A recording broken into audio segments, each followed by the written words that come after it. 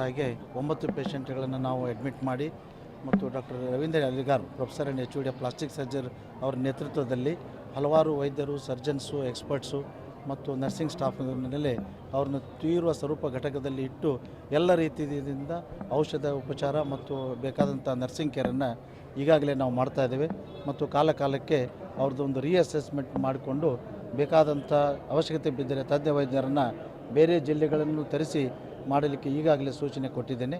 ನಾವು ಅವರಿಗೆ ಒಂದು ಅತ್ಯಂತ ಭಾಳ ಕಾಳಜಿಯಿಂದ ನಮ್ಮ ವೈದ್ಯರ ಸಿಬ್ಬಂದಿ ಈಗ ಅವರಿಗೆ ಟ್ರೀಟ್ಮೆಂಟ್ ಮಾಡ್ತಾಯಿದ್ದೀವಿ.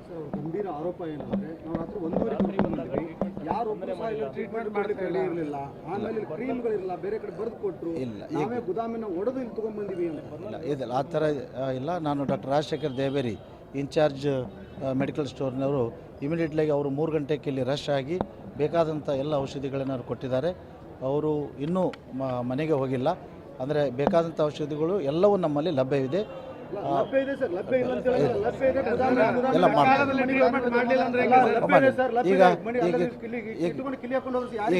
ಈಗ ನಮ್ಮ ಆದ್ಯತೆ ಎಲ್ಲ ಪೇಷಂಟ್ಗಳನ್ನು ತೀವ್ರವಾಗಿ ಅವ್ರನ್ನ ಘಟಕದಲ್ಲಿ ಇಟ್ಕೊಂಡು ನಾವು ಇದನ್ನು ಟ್ರೀಟ್ಮೆಂಟ್ ಮಾಡ್ತಾಯಿದ್ದೇವೆ. ಅದಕ್ಕೆ ಏನಾದರೂ ಲೋಪದೋಷ ಇತ್ತಂದರೆ ನಾನು ಅದಕ್ಕೊಂದು ಎನ್ಕ್ವೈರಿ ಕಮಿಟಿ ಮಾಡ್ಕೊಂಡು ಇದು ಮಾಡ್ತೇನೆ. ಬಟ್ ಸದ್ಯಕ್ಕೆ ನಮ್ಮದು primary concern is to save all the patients. As a team we are all trying our level best. ನೀವು ನೋಡ್ತಿದ್ದೀರಾ, ಇದು ನ್ಯೂಸ್ 88 ಕನ್ನಡ, ಸುದ್ದಿಯ ಜೊತೆ ಸದಾ ನಿಮ್ಮೊಂದಿಗೆ.